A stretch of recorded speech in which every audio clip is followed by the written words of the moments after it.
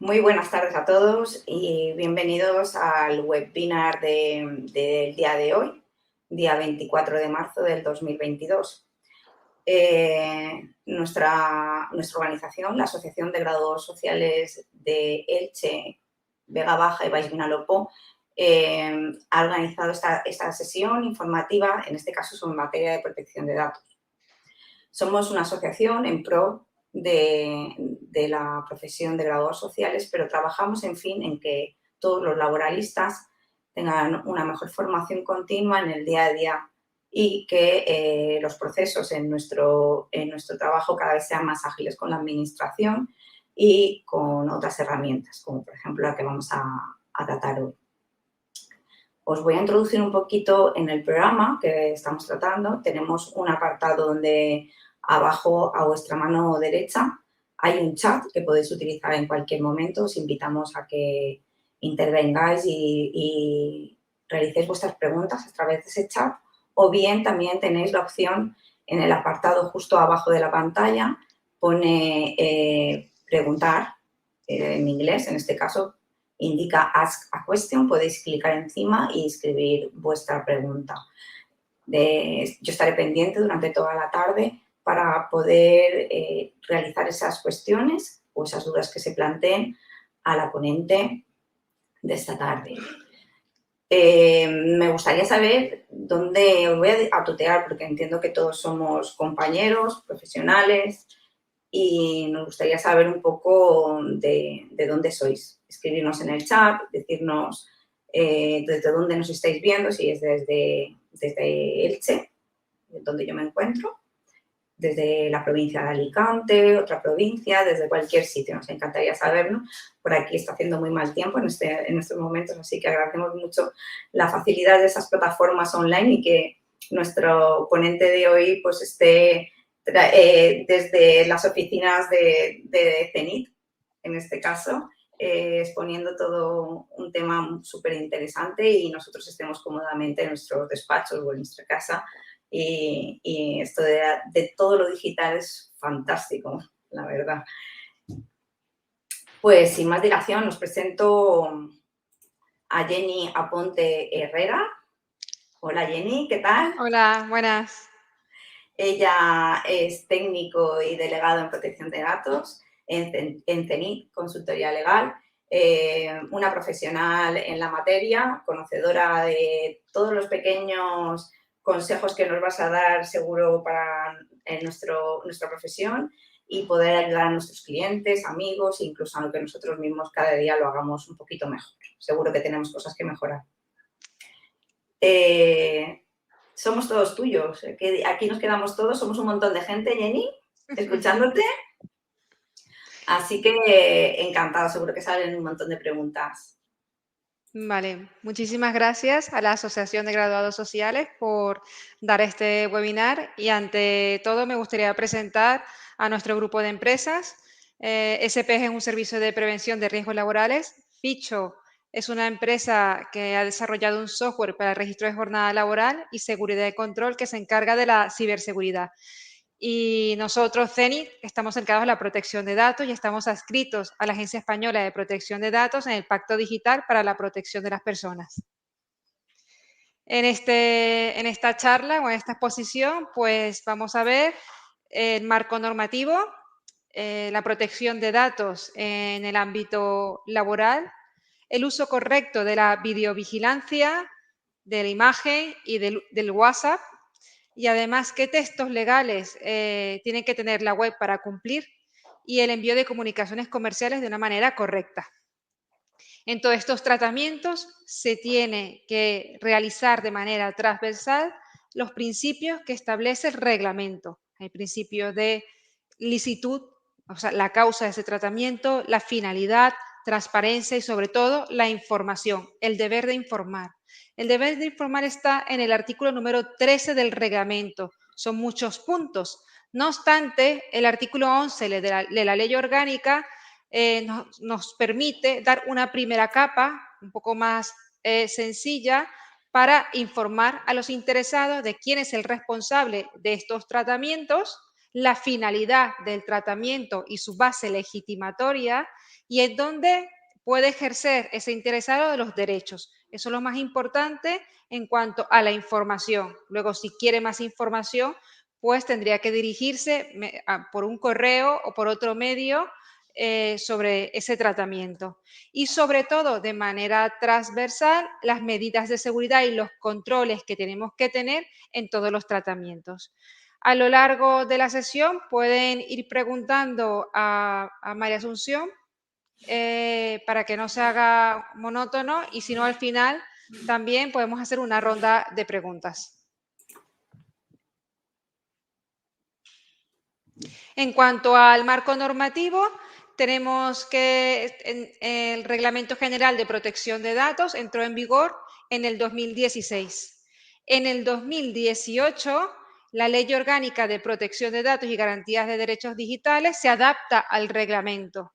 Y tenemos desde el año 2002 la Ley de Sociedad de la Información y del Comercio Electrónico para todas aquellas personas que tienen una actividad económica por Internet.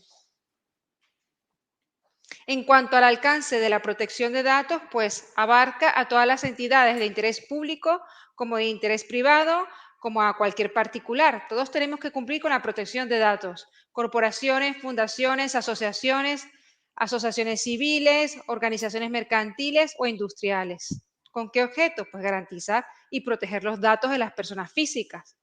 No, nosotros tenemos que tener el control de nuestros datos, disponer de nuestros datos, saber quién tiene nuestros datos, para qué se usan nuestros datos y además oponernos si no queremos seguir que esa persona tenga nuestros datos, esa persona física o jurídica. Conceptos clave, es importante mencionar estos conceptos porque los voy a mencionar durante toda la exposición. En cuanto a un dato personal, es cualquier dato que pueda identificar o ser identificable una persona. En dato personal, pues bueno, la dirección es un dato personal, la localización es un dato personal, la IP de nuestro ordenador es un dato personal porque nos puede identificar, una matrícula es un dato personal, nuestros datos de salud son datos personales, pero de categoría de datos especiales, tiene una mayor protección. Nuestro nombre, por supuesto, es un dato personal. El nombre de nuestra mascota no es un dato personal. El nombre de nuestra suegra sí, por supuesto, pero el nombre de nuestra mascota no es un dato personal. Y bueno, infinidades de datos que usamos a diario que son datos personales. También la imagen es un dato personal, entre otras. En cuanto a tratamiento, pues el tratamiento es cualquier operación o conjunto de operaciones en donde se tratan datos personales, ya sean automatizados o no, o sea, estén en un sistema informático o lo tengamos en documento en papel. Eso es el tratamiento del dato. ¿Quién es el responsable del tratamiento? Como la palabra lo dice, el responsable, quien trata esos datos. Si tenemos una videovigilancia en nuestras instalaciones, el responsable es la empresa que tiene esa videovigilancia. En cuanto a encargado de tratamiento, es cuando el responsable encarga con una finalidad determinada a otra persona física o jurídica un determinado tratamiento. Si hablamos de la videovigilancia, casi siempre contratamos a empresas externas para que nos instalen las cámaras y esa empresa externa pues sería la encargada de tratamiento. Siempre tenemos que contratar con aquellas empresas encargadas de tratamiento que tengan la protección de datos, porque así lo establece el reglamento en su artículo 28.3. Los encargados de tratamiento tienen que garantizar que cumplen. En la primera parte, que sería la protección de datos en el ámbito laboral, si hacemos una selección por un anuncio, tenemos que informar sobre el tratamiento de esos datos. No necesitamos en ese momento su consentimiento, pero sí tenemos que informar. No obstante, si no hemos puesto ningún anuncio porque no estamos buscando personal y nos dejan un currículo, ya sea por email o sea por in situ, que nos entregan en recepción en nuestras empresas, pues ahí sí necesitamos el consentimiento. La base legitimatoria sería otra. Todas las bases legitimatorias están tipificadas en el reglamento, en el artículo número 6 y 9. El 6, vamos a decir que son los datos personales y datos personales ordinarios, y el 9 de categoría de datos especiales, datos sensibles como son datos biométricos, datos de salud, entre otros. Quiero sacar a relucir esta sanción a una empresa con 2.000 euros por no responder ante un envío de un currículo por parte de un candidato. Según la mencionada resolución, el silencio por parte de una empresa ante la recepción de un currículo de un candidato puede ser constitutivo de infracción. En este caso, el reclamante, tras encontrar una oferta de empleo publicada a través de un portal de Internet, contactó con la empresa y remitió su currículo mediante la aplicación de WhatsApp, sin recibir ninguna respuesta por parte de la compañía. Conforme a la Agencia Española de Protección de Datos, la recogida de los datos de un candidato constituye un tratamiento y por eso tenía la obligación de informar, y no informó quién era el responsable de los datos, dónde tenía que ejercer los derechos, con qué finalidad. ¿Cuál es la solución? Pues siempre hay que informar cuando nos dejan un currículo, ya sea mediante selección o nos dejan un currículo en ventanilla o por email. También, bueno, en la entrevista pues hacemos muchísimas preguntas.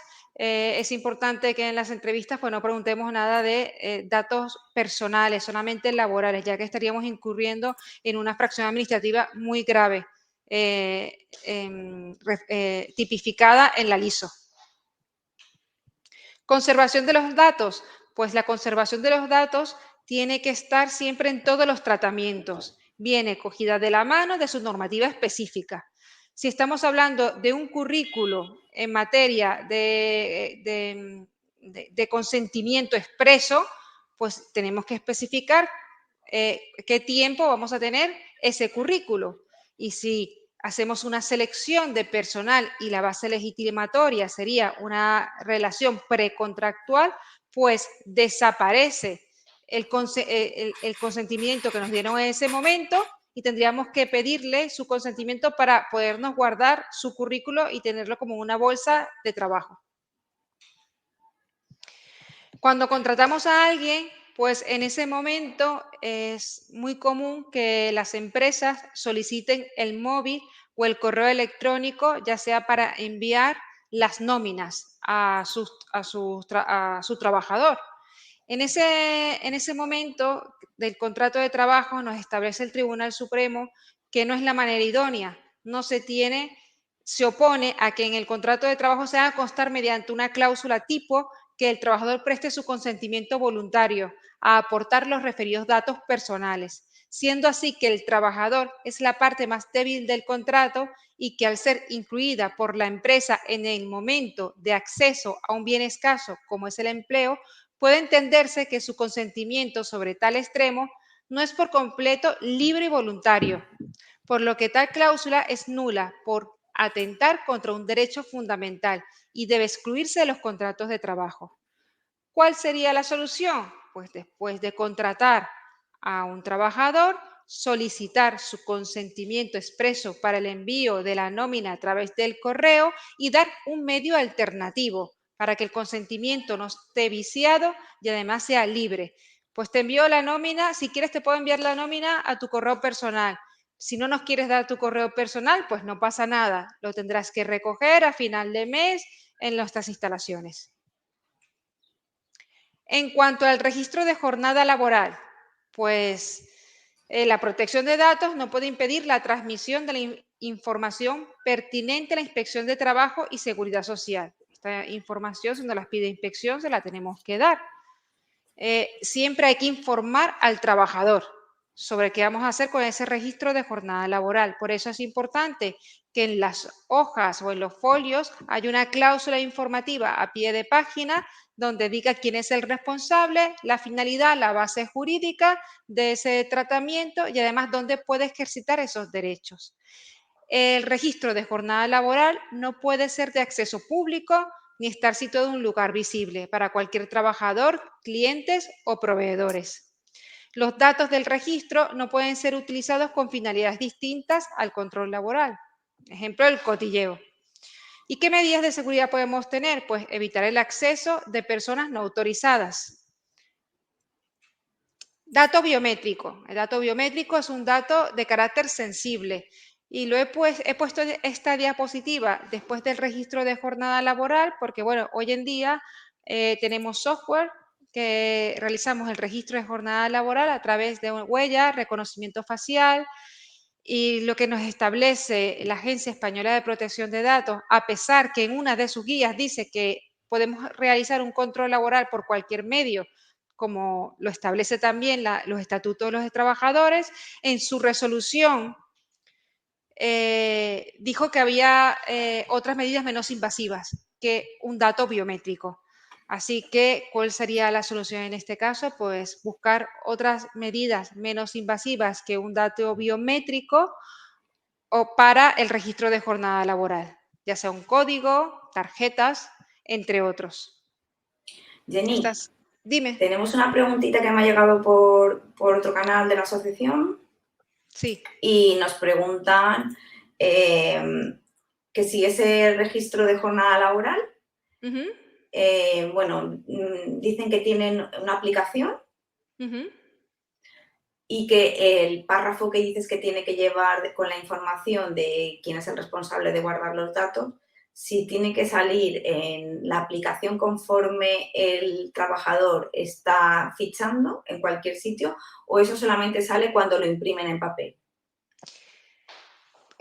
Cuando se imprime en papel, hay que ponerlo en una cláusula informativa debajo. Si es una aplicación, previamente se le informa al trabajador sobre dónde puede ejercitar sus derechos. Nosotros tenemos una cláusula informativa y se le explica quién es el responsable, la finalidad, el ejercicio de derechos que va a ser a través de esa aplicación y se quedará con una copia. En la Vale, aplicación no está. A vale, nivel de responsabilidad proactiva de que hemos informado, lo hacemos a través de esa cláusula. vale, entonces lo que hacemos es darles el escrito inicial, ¿Correcto? informativo, y en cada vez que nos requieran la impresión de esos registros, deberemos de reiterar esa cláusula. Correcto. Vale, yo creo que así le ha quedado claro. Gracias. Bueno, el sistema de denuncias, como sabemos hoy en día, yo creo que todas las empresas que tienen que tener un canal de denuncias por el protocolo de acoso, ya hay otras que mayores de 50 por el blanqueo de capitales. Entonces, el canal de denuncia también tiene que tener la protección de datos, no obstante, tiene algunos matices en cuanto a la confidencialidad y la conservación de sus datos sería 3 meses, porque la conservación de los datos debe limitarse al tiempo necesario para la investigación de los hechos. Y solo en caso de que de aquella denuncia se desprenda la adopción de medidas determinadas contra el denunciado, sería posible conservar por un plazo superior, debiendo eliminarse en caso contrario. Bueno, los detectives privados. Esto tiene su ley específica, que es la Ley 5/2014. No obstante, también tenemos que cumplir con la RGPD y la Ley Orgánica de Protección de Datos y Garantías de Derechos Digitales. Si vamos a investigar en el ámbito laboral, pues bueno, no podemos investigar la vida íntima y privada del trabajador, solamente el ámbito laboral. No podemos poner una cámara oculta como responsable, pero sí podemos contratar a un detective privado para que investigue algún hecho en nuestra empresa. Si queremos poner una cámara, lo veremos más adelante, cuáles serían los procesos adecuados para la instalación de las cámaras y que esté acorde con la protección de datos. La videovigilancia.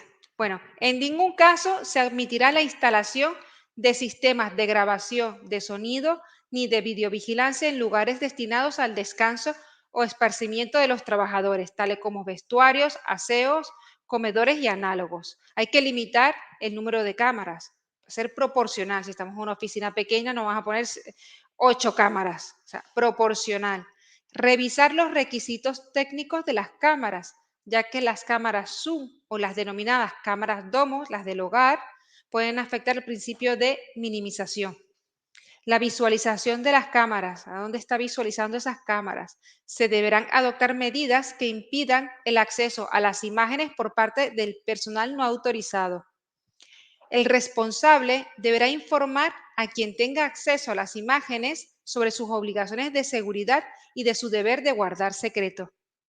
Información a las personas trabajadoras de forma expresa, clara y concisa. En todos los casos se deberá informar de la existencia de un sistema de videovigilancia. Se produce tratamiento de imágenes tanto si graban como en tiempo real. En cambio, no se aplica la protección de datos a las cámaras simuladas.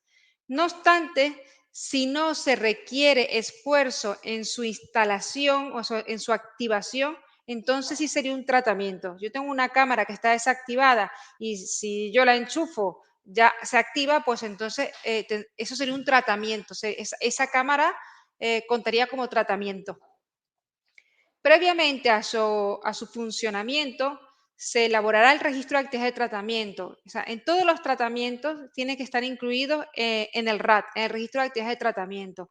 Eso es los antiguos ficheros que registrábamos en la agencia, ya no se registran, ya lo tenemos de manera en papel o de manera digital, todos los tratamientos de nuestra empresa. Hay que realizar un análisis de riesgo para poder adoptar las medidas de seguridad con carácter técnico y organizativo. Medidas de seguridad, dónde está el servidor, quién ve esas imágenes, realizar protocolos de seguridad con las cámaras de videovigilancia si hay algún trabajador que tiene ese acceso. La contratación de un servicio de videovigilancia externo o la instalación de cámaras por un tercero no exime a su titular del cumplimiento de la normativa de protección de datos. Ejemplo, contratamos a una empresa de videovigilancia y eso pues ya me desentiendo, porque yo la he contratado y es esa empresa la responsable. No, no, no, no. El responsable es el empresario que ha contratado a esa empresa. Tiene que poner todas las medidas de garantía posibles y contratar con una empresa de videovigilancia que le garantice eso. La contratación de un servicio de videovigilancia externo o la instalación de cámaras por un tercero no exime a su titular de su cumplimiento, lo que comentaba anteriormente. Las imágenes serán conservadas durante un plazo máximo de un mes, desde su captación transcurrido el cual se procederá a su borrado. Bueno, al menos que capte algún delito, entonces se podrá conservar un tiempo más o dárselo a la policía.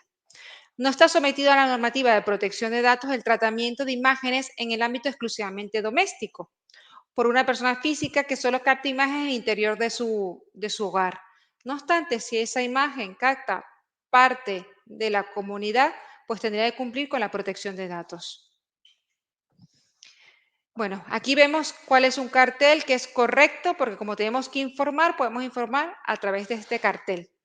El cartel correcto es en la mano derecha, se pone quién es el responsable, dónde se puede ejercitar sus derechos y para más información, pues dirigirse al responsable o a través de un email y se le da toda esa información que está en el artículo número 13 del reglamento. Esto solamente sería una primera capa del artículo número 11 de la ley orgánica.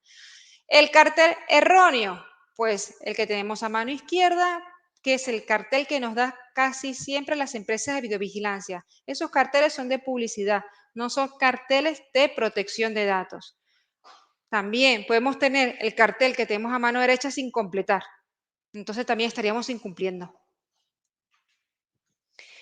Sanciones, pues hay sanción de 1.500 euros a establecimiento comercial por carecer de cartel informativo de videovigilancia.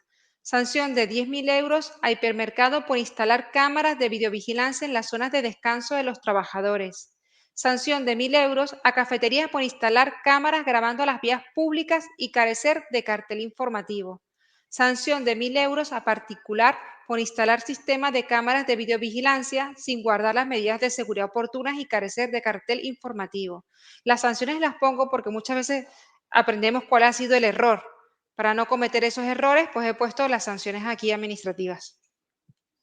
En cuanto a la imagen, pues la imagen, aquí yo estoy haciendo este webinar, le he dado mi consentimiento expreso a la asociación para que pueda publicar y pueda tener mi imagen. Hay que tener cuidado con la imagen. La imagen está, además, en el reglamento, la ley orgánica, también está resguardada por la Constitución en su artículo 18 y hay otra ley orgánica del año 82 que también la resguarda. Es necesario y obligatorio el consentimiento expreso Además, tenemos que ser capaces de demostrar que nos ha dado ese consentimiento. Y además, tenemos la obligación siempre de informar, ¿vale? La información no puede ser en un bloque. Si vamos a inscribir a nuestro hijo o a nuestra hija en una extraescolar o en un club, pues la inscripción es por un lado y por otro nos tienen que informar si quieren la imagen la imagen de nuestra hija para redes sociales. Sí o no. Si es a través de un checkbox, mucho mejor. Aquí también tenemos una sanción de 9.000 euros a una empresa por publicar material fotográfico en una web sin el consentimiento del interesado. No tener un aviso legal completo ni la política de privacidad. Sanción de 10.000 euros a Club Deportivo de Esquí por publicar imágenes de una menor sin el consentimiento expreso de ambos progenitores. Curioso, ¿eh? Ambos progenitores. No lo otorgó solamente el padre. Tienen que ser ambos progenitores.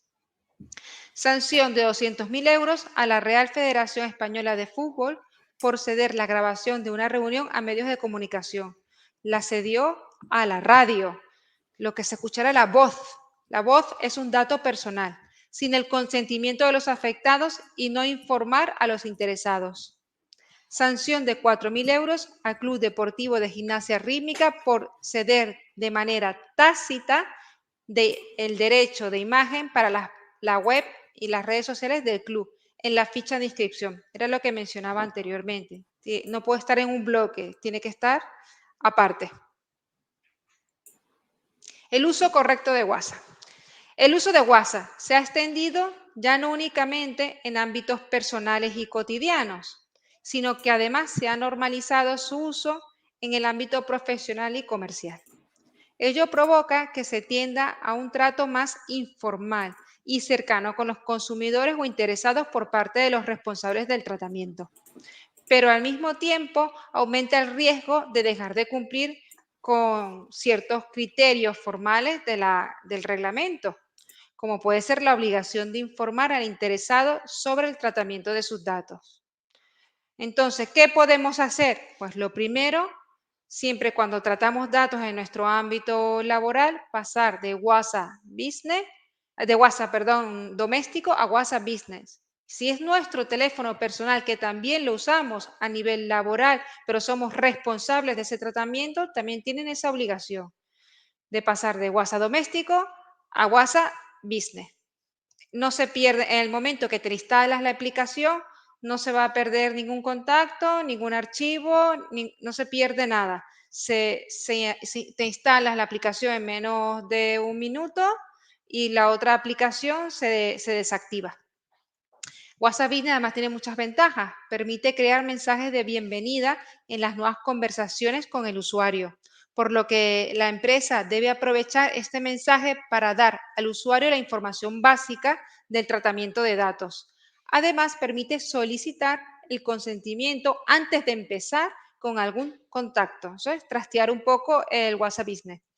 WhatsApp Business se debe utilizar como canal de comunicación a nivel informativo o de información comercial de empresas o autónomos y no usarlo para mandar información confidencial o compartir datos personales. Ejemplo, enviar un DNI o una nómina por WhatsApp. Puesto que este tratamiento de datos se escaparía del control de la empresa al depender de la política de privacidad de WhatsApp y en el caso de que hubiera una violación de seguridad o del ejercicio de los derechos del interesado, el responsable será la empresa.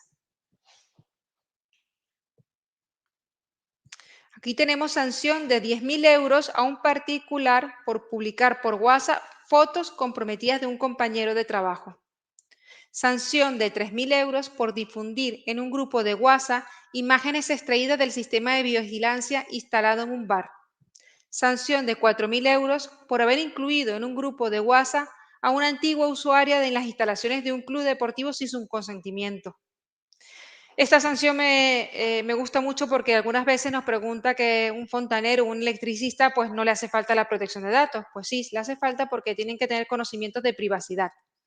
Sanción de 2.000 euros a un fontanero que acudió a una comunidad de propietarios a realizar un servicio y horas después de la prestación de los servicios de fontanería, el fontanero dirige un mensaje de WhatsApp al teléfono móvil de su clienta la denunciante, con un contenido sin relación con la prestación de servicio, o sea, con la finalidad. El mensaje fue el siguiente. Hola, soy el Fonta, que acabo de estar en tu casa. Yo, Amandita, la verdad que me estabas poniendo muy malito, pero con esa camiseta de boxeo he dicho, uff, a ver si me va a pegar y he dicho, "Pi, si acaso mejor no le digo nada. Jijijiji. Está muy bonita, hija. No, los calificativos para esta conducta no lo vamos a tratar aquí. Pero en cuando se hace uso de estos datos personales por una finalidad distinta al servicio que fue autorizado, pues la conducta es sancionable en el ámbito de la privacidad. Mira, aquí no hay una sanción, aquí hay un archivo de una denuncia porque enviaron por una mensajería instantánea, o sea, Vodafone envió por WhatsApp a un cliente un presupuesto y la agencia lo archivó porque estaba amparado bajo el artículo número 6.1b, que era por una relación precontractual, y eso estaba informado el cliente. Lo que pasa es que no se lo había leído, pero estaba informado y estaba ahí tipificado. En cuanto a la web, ¿cómo podemos cumplir con la web? Pues bueno, nuestra web tiene que estar segura, tiene que tener protocolos de HTTPS. Si la web tiene un triangulito y está en rojo, significa que los datos que incorpores en esa web no están cifrados. Cualquiera puede tener acceso. Tiene que tener un aviso legal, una política de privacidad y una política cookie. ¿Qué es un aviso legal? Pues quién es el responsable de la página, de esa página web. Responsable, el CIF, un teléfono, hasta el registro mercantil tiene que aparecer. Política de privacidad, pues bueno, ¿qué vamos a hacer con esos datos? Tenemos que explicar de manera detallada al usuario o al interesado que deja sus datos en un formulario qué vamos a hacer con sus datos. Cuando entramos en una web, si tiene cookies, tenemos que pedir el consentimiento expreso si quiere que le instalemos cookies en su ordenador o no. Entonces, es importante ese banner de cookies. Si entra en nuestra web, podrán mirar, es el que está a mano derecha arriba, pues pueden mirar cómo tiene que quedar, puede aceptar o configurar las cookies, ¿vale? Y a pie de página de nuestra web siempre tiene que estar de manera clara y visible el aviso legal, la política de privacidad y las políticas cookies. Y en todos los formularios tiene que haber un checkbox donde la persona haya leído y entienda la política de privacidad. Además, si vamos a pedir, si vamos a usar ese email o ese dato a nivel comercial, es un checkbox aparte. Tenemos que pedirle un consentimiento aparte para enviarle comunicaciones comerciales. Si te dan cuenta, a la derecha abajo, pues hay 3 checkbox en nuestra web, una que ha leído y acepta la política de privacidad, la otra que desea recibir información comercial o desea recibir información comercial de nuestro grupo. Entonces, el consentimiento para el envío de comunicaciones comerciales tiene que ser expreso. No obstante, veremos en la siguiente diapositiva el newsletter, el envío correcto de comunicaciones comerciales. En cuanto a las sanciones, sanción de 3.000 euros a empresas por no disponer de una política cookie.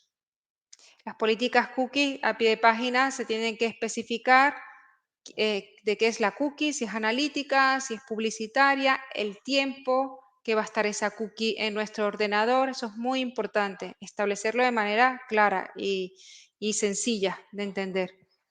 Sanción de 1.500 euros a empresa de móviles por no constar el responsable del aviso legal. Me imagino que tendría un aviso legal modelo y no habían completado quién era el responsable de la web, ni disponer de la política de privacidad en su web. Sanción de 10.000 euros a IKEA por utilizar cookies incumpliendo con la LSCI, la LSCI de envío de comunicaciones comerciales. Sanción de 20.000 euros a compañía aérea por no cancelar los datos de un usuario y enviarle comunicaciones comerciales. Es muy importante cuando nos solicitan la supresión de los datos o se oponen, responder inmediatamente.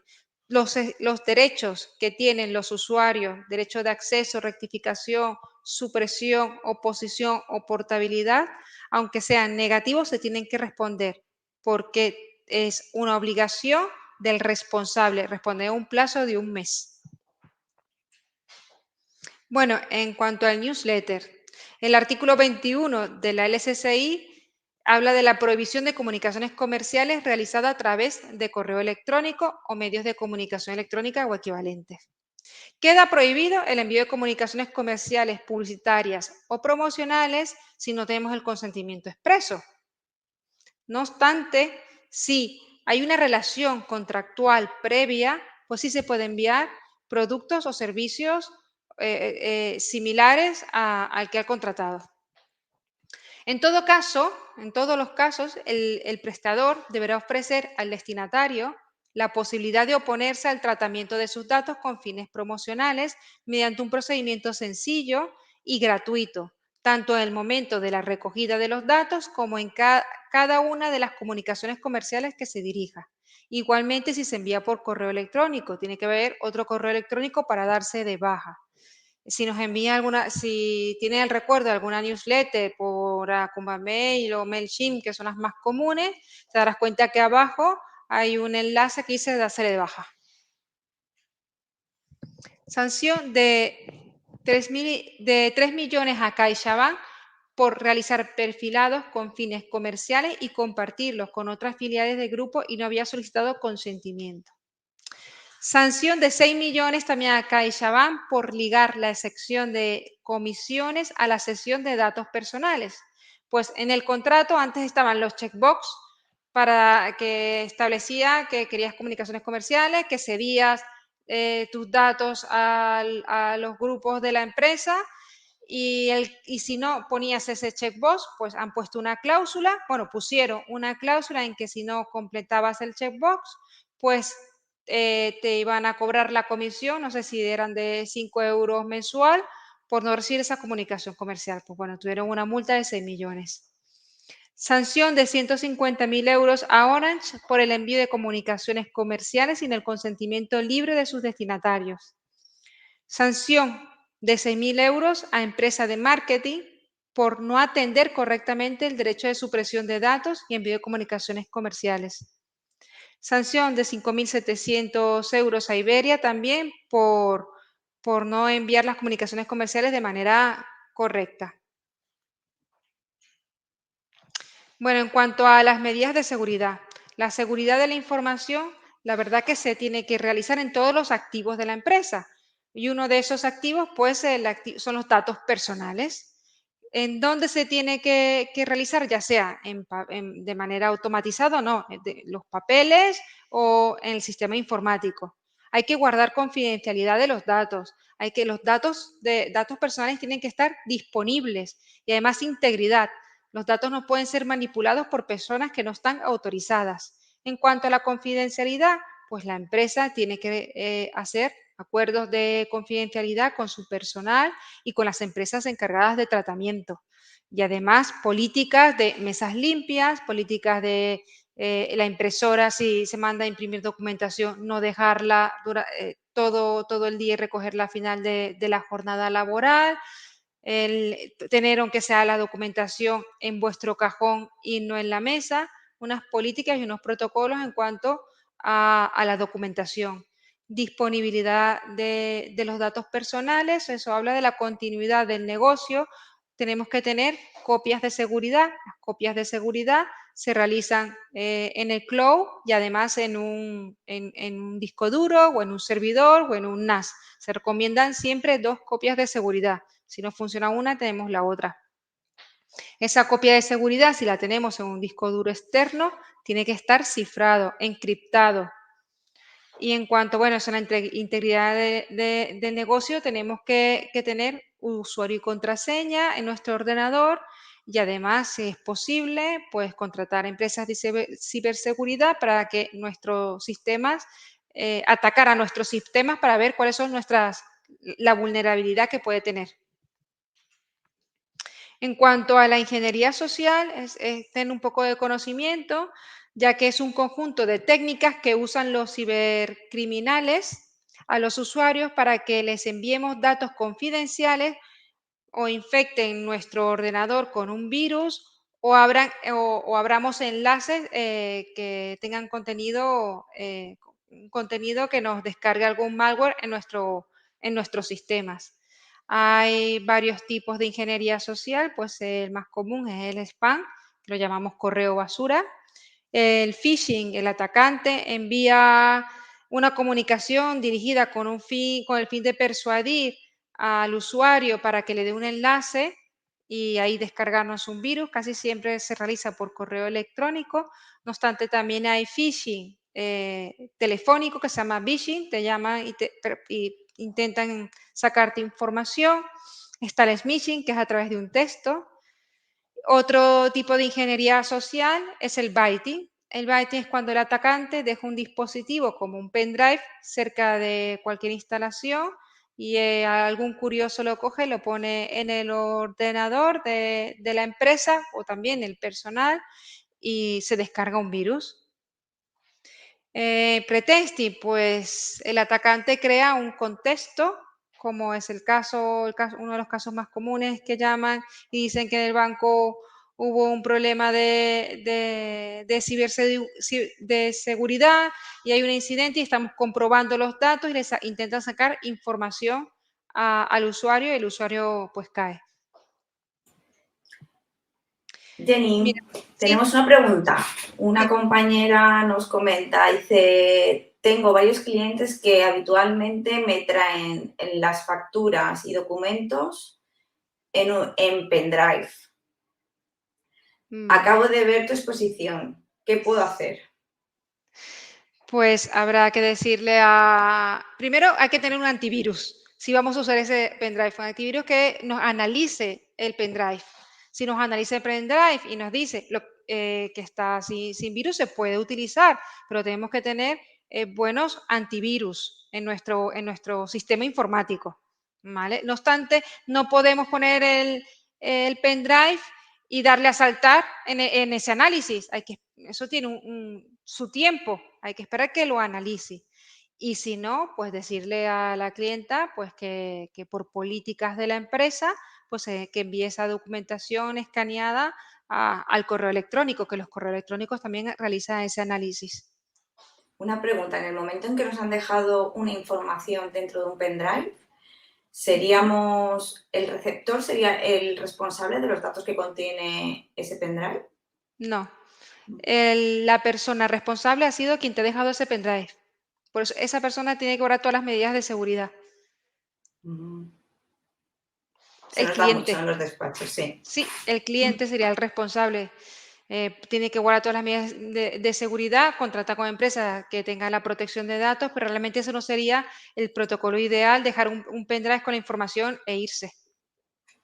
Perfecto, gracias. Pues mira que hay una sanción de Radio Televisión Española de 60.000 euros por una pérdida de pendrive que contenían datos personales. Sanción de 10.000 euros a un pequeño despacho de abogados de Gerona por enviar un correo electrónico sin copia oculta a 8 destinatarios. 10.000 euros. Es importante usar la copia oculta cuando enviamos información a varios clientes. Bueno, en cuanto a controles, los controles, como he dicho anteriormente, puede ser como lo de las mesas limpias, protocolos de seguridad, se tiene que dejar de manera escrita y entregarse ese protocolo a los trabajadores, ¿vale? En el protocolo también se le indica que el correo electrónico es de uso corporativo y no de uso personal, se le tiene que informar sobre ello, que no se pueden descargar algún tipo de herramienta sin autorización del responsable, como las herramientas de una herramienta de música, no se pueden descargar porque son de la empresa, ¿vale? Además, hay que mantener el software anti-malware y antivirus actualizado. Se tiene que actualizar regularmente todos los software. O sea, por eso es que contratamos con empresas que nos mantiene estos software actualizados y por eso se paga una cuota, porque ellos buscan las vulnerabilidades e intentan que la confidencialidad y la integridad estén presentes en ese momento. No se puede utilizar el teléfono o el ordenador de modo administrador, ya que si un atacante consigue la contraseña de modo administrador puede infectar el ordenador. Por eso es mejor navegar en modo usuario. Bueno, esta la sabemos toda. No utilices la misma contraseña para distintas cuentas. Caemos en este error. En el caso de las cuentas más importantes, utiliza la autenticación de 2 factores.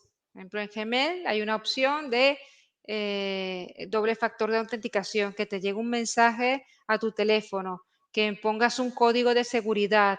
Eso es importante, doble factor de autenticación. Como, bueno, si se ha revelado la contraseña de una de tus cuentas y crees que puedes haber sufrido un ataque de ingeniería social, hay que cambiarla, por supuesto, inmediatamente.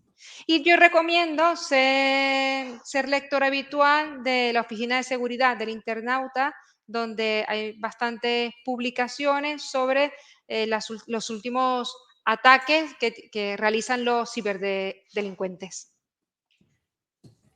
Aquí hay unas herramientas gratuitas de código abierto que lo podemos usar a nivel de usuario. Es un gestor de contraseñas que se llama KeePass. Ahí puedes poner todas tus contraseñas y solamente acordarte de la contraseña madre.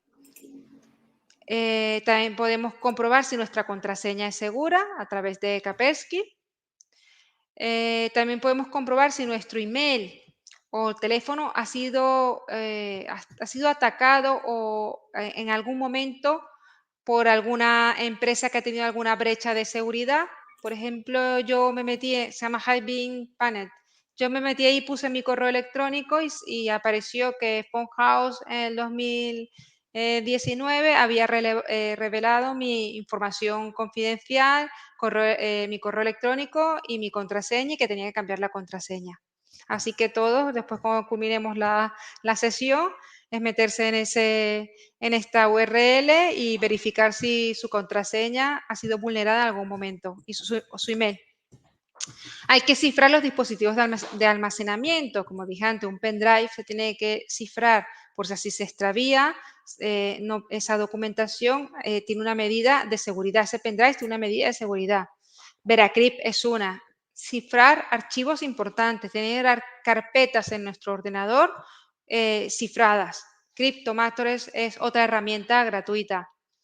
Y cuando enviamos una nómina por correo electrónico, tiene que estar obligatoriamente cifrada. Aquí dejo otra herramienta de la página oficial de Adobe, donde se pueden encriptar las nóminas. ¿Por qué y cómo cumplir con la normativa? ¿Por qué? Bueno, evidentemente por las sanciones, pero no solamente vamos a cumplir por las sanciones, ¿vale?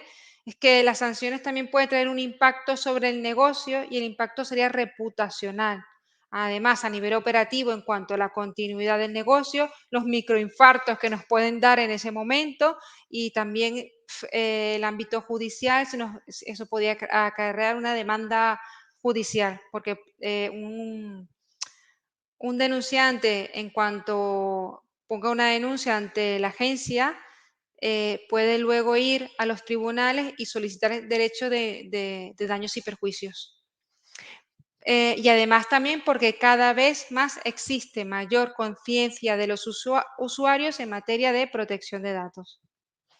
¿Cómo cumplir? Pues bueno, contratar una empresa, por supuesto, como nosotros, especialistas en la materia, para saber si hay que tener la obligación de tener un delegado de protección de datos, cumplir con todos los principios según la normativa, informar debidamente a todos los interesados, tener una base legitimatoria correcta, según el artículo número 6 o 9, si son datos sensibles, tener cláusulas informativas y consentimientos explícitos, bien redactados, imponer medidas de seguridad y controles una vez realizado un análisis de riesgo y además tener el registro de actividades de tratamiento. Cuantificación de las sanciones. Bueno, de la misma manera que las empresas y los autónomos cumplen con la ley tributaria o la legislación laboral, es imprescindible que todos aquellos que traten datos personales cumplan con el Reglamento de Protección de Datos.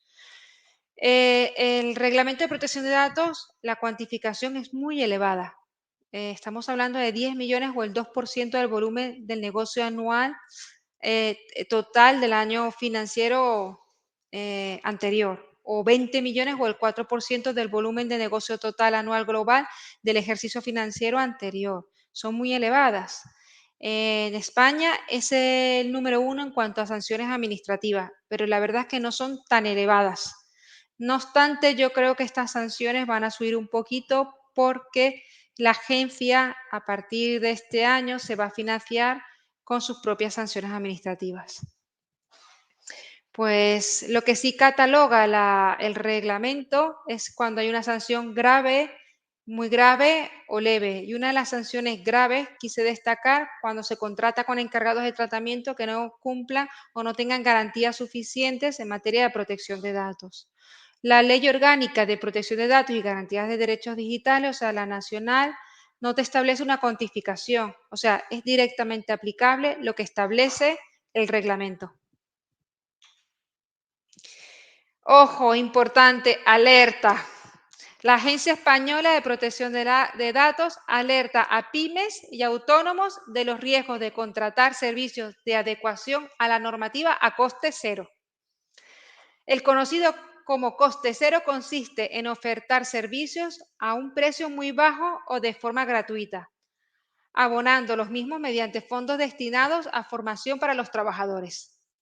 La Fundación también tripartita para la formación en el empleo también advierte a las empresas y consultores, a todos los gestores de formación para el empleo del sistema de bonificación de ámbito estatal sobre la existencia de entidades que de manera gratuita ofrecen servicios de implantación, auditoría y asesoría en materia de protección de datos de carácter personal, que en la práctica financian estos servicios con cargo al crédito asignado para la formación, un hecho que puede llegar a ser constitutivo de fraude. Entonces establece que este crédito está destinado exclusivamente a la realización de acciones formativas y permisos individuales de formación de los trabajadores, no para la implantación o auditoría. Eso puede llegar a ser un fraude. Si esto llegase a pasar, pues también he dejado un link para que se pongan en contacto con la fundación y poderlo denunciar. Pues nada, en conclusión, para toda entidad que trate datos personales es muy importante conocer cuándo puede estar infringiendo la normativa, ya que una sanción de este tipo, más allá de los riesgos que una mala gestión pueda provocar, puede ocasionar daños ingentes tanto en su reputación como en su cuenta de resultados y muchas veces pueden ser provocados por el mero desconocimiento en materia de protección de datos. He dejado unas páginas de interés, pues bueno, nuestra página web, también la Oficina de Seguridad del Internauta, la Agencia Española de Protección de Datos, el Instituto Nacional de Ciberseguridad, el Centro de Criptología Nacional, que es para la Administración Pública, pero hay formación gratuita también de interés, y otra página de la Ley de Servicios de Sociedad de la Información y el Comercio Electrónico. Y nada, muchas gracias por vuestra atención. Creo que podemos pasar, si quieren, una ronda de preguntas. Si alguien tiene alguna duda.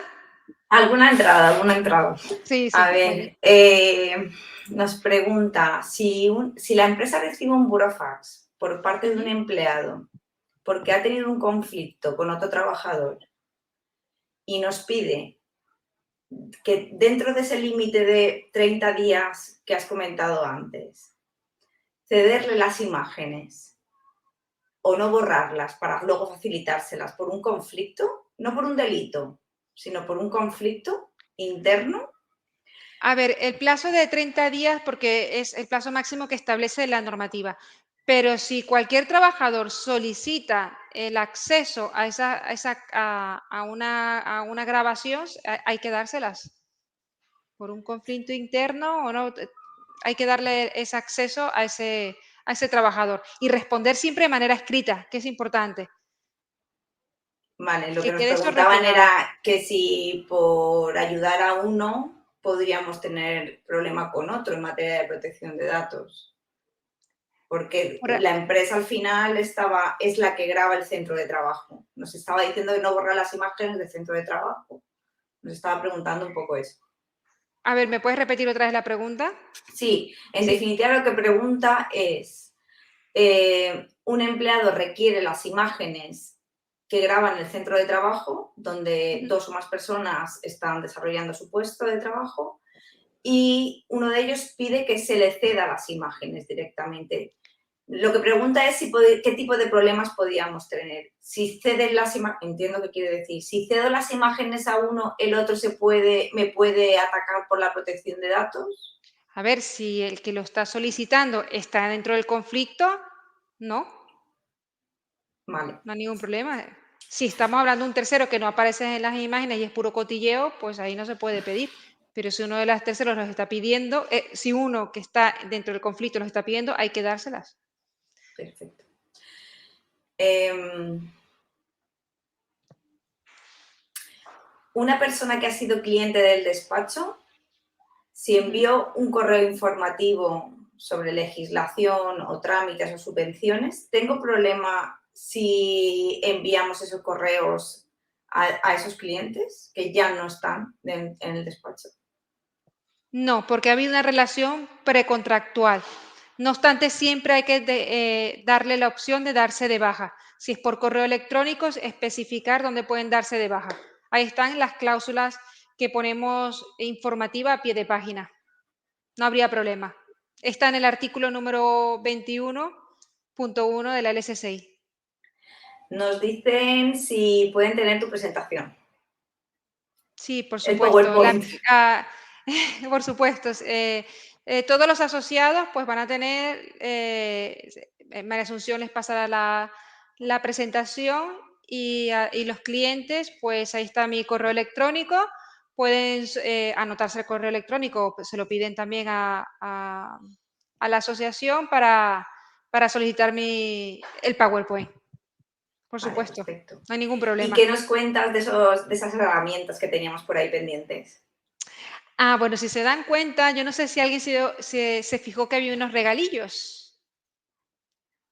¿Alguien En puede el contestar? PowerPoint. Sí, en el PowerPoint las dos diapositivas estaban como escondidas, regalitos, obsequios, obsequios por venir y haber estado hasta el final conmigo y bueno, con nosotras. Pues mira, vamos a obsequiar en el registro de jornada laboral, pues mira, aquí tenemos un regalito. El regalito sería la cláusula informativa que vamos a poner en la documentación del registro de jornada laboral. Esa cláusula informativa abajo de quién es el responsable, la base legitimatoria, la finalidad y en dónde ejercitar esos derechos. Hay otro regalito por aquí, que como los escondí, en la selección y contratación, pues vamos a dar también un regalito de el consentimiento explícito del currículo en base al 6.1a, que es no hay una convocatoria ni hay un anuncio, sino que nos deja directamente el currículo la persona interesada o interesada. Eso es otro regalito. Y más regalitos sería las páginas web. Y a ver, creo que está por aquí. O sea que está por aquí escondido, se ve ahí abajo, debajo de la cookie. Pues vamos a regalar aquí un modelo de aviso legal para que todas las personas que tienen las personas físicas o jurídicas que tienen su web tengan un modelo de un aviso legal y puedan poner sus datos. ¿Vale? Eso no implica que están cumpliendo con toda la normativa, pero bueno, es un comienzo. Perfecto, siempre ayuda, siempre ayuda. Exacto. Y, Eh, y cualquier duda que puedan tener o que les pueda surgir, pues aquí está mi correo electrónico, no me importa contestar cualquier duda, si alguien quiere saber un poquito más. Está también nuestro LinkedIn que nos pueden seguir y mi número de teléfono y el de la oficina. Perfecto. Nos llega una Sí, pregunta más tengo. Respecto a las nóminas, como sí, despacho profesional las envío en un archivo zip cifrado al cliente. Entiendo que es la empresa. sí. Eh, la empresa a los trabajadores también, si la envía por email, también la tiene que enviar cifrada. Correcto. Pero ella como asesoría lo está haciendo perfectamente bien. Puede asesorar en la práctica de que el responsable o su cliente tiene que enviarla de manera cifrada a sus trabajadores y además tendrá que solicitar el consentimiento para que les dé ese correo electrónico, además. Pero la manera correcta es esa, es una medida de seguridad que tienen que gestionar. Entiendo que será cualquier tipo de documento que incluya nombre y apellidos o nombre y apellidos y algún dato más. Cualquier dato personal, un nombre y apellido ya es un dato personal. Y una nómina, pues tiene muchísimos datos y por error se lo podemos enviar a otro, porque somos humanos. Ah, claro. Pues de momento no tenemos más preguntas. Ha sido un webinar interesantísimo. Jenny, Gracias. siempre aprendemos con vosotros. CENIT, consultoría legal en materia de protección de datos, es colaborador permanente de la Asociación de Graduados Sociales de Elche, Baix Vinalopó y Vega Baja. Tenéis su contacto directamente en nuestra página web, en el apartado de colaboradores. No dudéis en contactar con ellos si tenéis alguna duda o alguna cuestión al respecto de esta materia, porque me consta que han habido varios compañeros que han utilizado vuestro servicio y realmente esto es muy serio cuando tienes un problema. Cuando todo va bien, nos vamos confiando, pero sí es cierto que se agradece tener personas formadas a tu lado cuando realmente te encuentras en una situación tan importante. No hay más preguntas. Yo también le doy las gracias a la asociación por dejarnos permitida este webinar y más en esta materia que nos apasiona. Fenomenal que os apasione. Así vamos repartiendo la carga. Pues muchas gracias a todos. Muchas gracias a todos los asistentes. Nos vemos en otro webinar y nos vemos pronto. Hasta luego y un saludo.